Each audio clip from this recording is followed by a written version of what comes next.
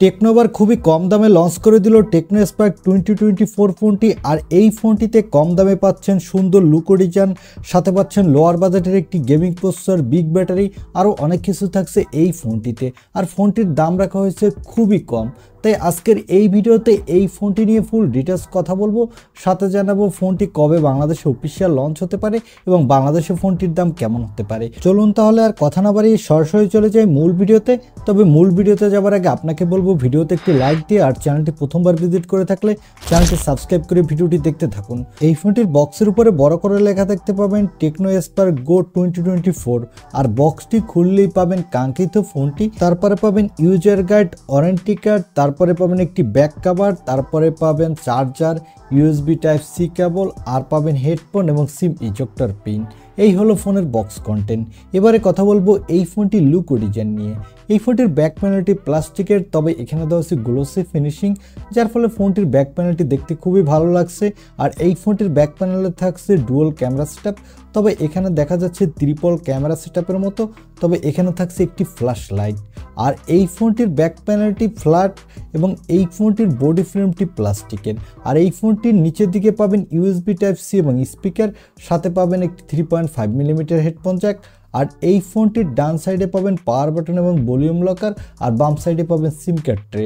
আর এই ফোনটির ফ্রন্টে থাকছে একটি মিডল পাঁচশো সেলফি ক্যামেরা এবং ডিসপ্লেটির বেজেলস কিছুটা বেশি, তবে এটা যেহেতু লো বাজার সেগমেন্টের ফোন তাই ডিসপ্লেতে বেজেলস বেশি থাকাই স্বাভাবিক। ওভারঅল এই ফোনটি লুক ও ডিজাইন আমার কাছে লোয়ার বাজার সেগমেন্টের ফোন হিসাবে বেশ ভালোই লেগেছে। এবারে কথা বলবো এই ফোনটির ডিসপ্লে কোয়ালিটি নিয়ে। এই ফোনটির ডিসপ্লেটি সাইজ হলো 6.6 ইঞ্চি মাপের একটি HD+ IPS LCD ডিসপ্লে, সাথে থাকবে 90 Hz রিফ্রেশ রেট। আর এই ডিসপ্লেটির PPI ডেনসিটি হলো 267 এবং পিক ব্রাইটনেস হলো 500 নিটস। এখানে 500 নিটস পিক ব্রাইটনেস থাকার ফলে আপনি ডে লাইটে কিছুটা ব্রাইটনেসের ঘাটতি পাবেন, তবে লো লাইটে কিন্তু বেশ ভালো পারফরমেন্সই পাবেন। আর এখানে 90 Hz রিফ্রেশ রেট থাকার ফলে আপনি গেমিংয়ের সময় মোটামুটি ভালো স্মুথ পারফরমেন্সই পাবেন। ওভারঅল এই ফোনটির ডিসপ্লেটাও বেশ ভালো লেগেছে বাজেট সেগমেন্টের ফোন হিসেবে, তবে এখানে যদি ডিসপ্লের ব্রাইটনেস কিছুটা বেশি হতো তাহলে এই ডিসপ্লেটি এক কথায় দুর্দান্ত হতো। এবারে কথা বলবো এই ফোনটির ক্যামেরা কোয়ালিটি নিয়ে। আগেই বলেছি এই ফোনটির ব্যাক সাইডে দেওয়া হচ্ছে ডুয়াল ক্যামেরা সেটআপ, যার প্রাইমারি লেন্সটি হলো 13 মেগাপিক্সেলের, এর অ্যাপারচার হলো 1.8, আর এখানে পাচ্ছেন 0.8 মেগাপিক্সেলের একটি ডেপথ সেন্সর। এই ফোনটির ব্যাক ক্যামেরা দিয়ে আপনি ফুল এইচডি ভিডিও রেকর্ড করতে পারবেন। আর এই ফোনটির ব্যাক ক্যামেরা দিয়ে আপনি বাজেট বিবেচনায় মোটামুটি ভালোই ফটোগ্রাফি তুলতে পারবেন। আর এখানে পাবেন 8 মেগাপিক্সেলের সেলফি ক্যামেরা। এই ক্যামেরাটি দিয়ে আপনি ফুল এইচডি ভিডিও রেকর্ড করতে পারবেন, আর এখানেও আপনি দুর্দান্ত কোয়ালিটির সেলফি তুলতে পারবেন। এবার আসা যাক এই ফোনটির পারফরমেন্সে।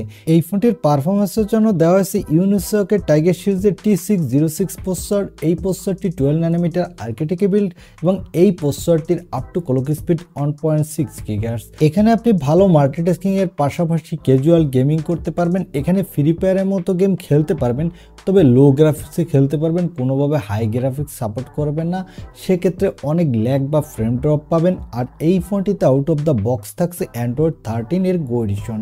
এখানে সিকিউরিটির জন্য থাকছে সাইড মাউন্টেড ফিঙ্গারপ্রিন্ট সেন্সর, আর ব্যাটারির জন্য থাকছে 5000 mAh এর একটি ব্যাটারি, সাথে থাকছে 10 ওয়াটের একটি ফাস্ট চার্জার।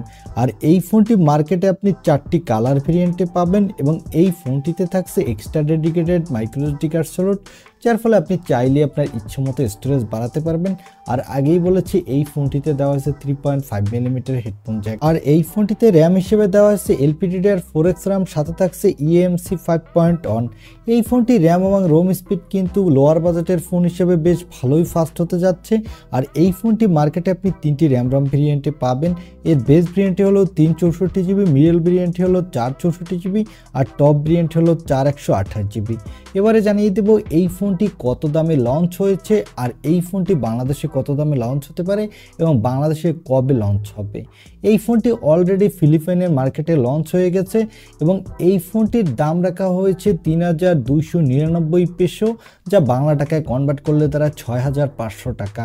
আর এই ফোনটি বাংলাদেশে নেক্সট মান্থেই অর্থাৎ ডিসেম্বর মাসেই লঞ্চ হবে এবং এই ফোনটির দাম হতে পারে বাংলাদেশের মার্কেটে 9000 টাকার আশেপাশে, কারণ আমরা দেখে থাকি বাংলাদেশের মার্কেট মার্কেটের ফোনগুলোর দাম কিছুটা বেশি হয়ে থাকে, তাই এই ফোনটির 4128GB আপনি 9000 টাকার মধ্যেই বাংলাদেশের মার্কেটে পাবেন আশা করছি। এই ছিল টেকনো স্পার্ক গো 2024 এই ফোনটি রিভিউ। এখন এই ফোনটি আপনার কাছে এই দামে কেমন লেগেছে তা কমেন্টে জানাতে পারেন। আর ভিডিওটি ভালো লাগলে অবশ্যই একটি লাইক দিয়ে চ্যানেলটি সাবস্ক্রাইব করে আমাদের সাথে থাকুন। দেখা হবে নেক্সট ভিডিওতে। আজকের মতো আল্লাহ হাফেজ।